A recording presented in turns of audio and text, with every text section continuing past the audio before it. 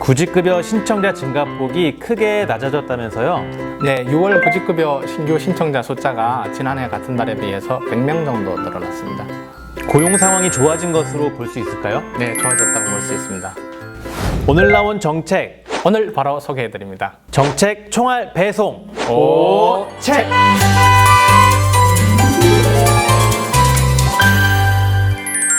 고용보험 가입자가 4개월 연속 50만 명대 증가했다면서요? 네, 지난 3월 이후부터 고용보험 가입자 증가폭이 계속해서 50만 명대를 넘어서고 있습니다.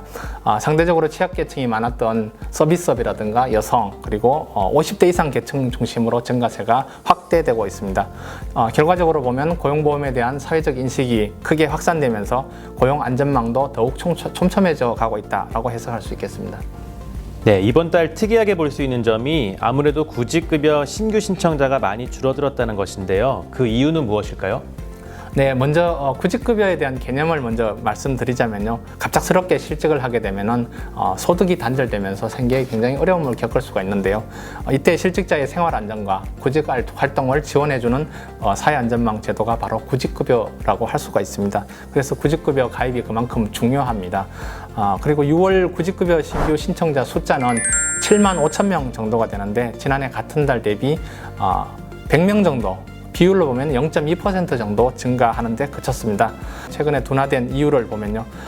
제조업 구직급여 신청자 숫자가 지난해에는 구조조정 때문에 대단히 많았었는데 이번에 감소하게 되었고 또 건설업 같은 경우도 건설 경기가 둔화되면서 구직급여 신청자가 대단히 많았었는데 올해 6월부터 감소로 돌아선 것입니다. 전체적으로 합산해 보니까 증가폭이 크게 축소된 것입니다.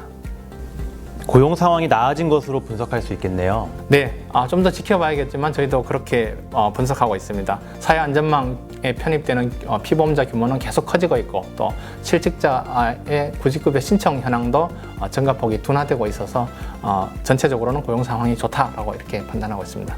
네, 알겠습니다. 이번 달 또 다른 특이점은 무엇인가요? 전체적으로 고용보험 가입자 증가에 대한 산업별 특징을 조금 전망을 해봤습니다. 먼저 제조업 가입자 숫자가 6개월 연속 증가를 보이고 있습니다. 특히 지난해 구조조정으로 지난해까지 계속 감소했던 조선업 가입자 숫자가 이제 증가세를 보이고 있고요. 또 식료품이라든가 의약품 제조업 쪽에서도 증가폭이 확대되고 있습니다. 특히 서비스업 중심으로 보면은 대부분 업종에서 고르게 증가를 하고 있는데요. 특히 보건복지 서비스업이라든가 숙박 음식업, 그다음 운수업 등에서 증가폭이 크게 확대되고 있습니다.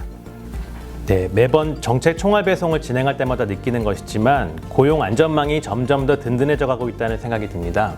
네, 맞습니다. 이번 달에는 특히 구직급여 신규 신청자 증가폭이 크게 줄어들면서 더욱 그런 것 같습니다. 다만 도소매라든가 숙박 음식업 등에서는 구직급여 신청자가 또 증가하는 모습도 있으니만큼 좀 더 면밀하게 지켜볼 필요가 있겠습니다. 네, 다음 달에도 좋은 소식 전해드리길 기대하면서 정책 총알 배송 오책!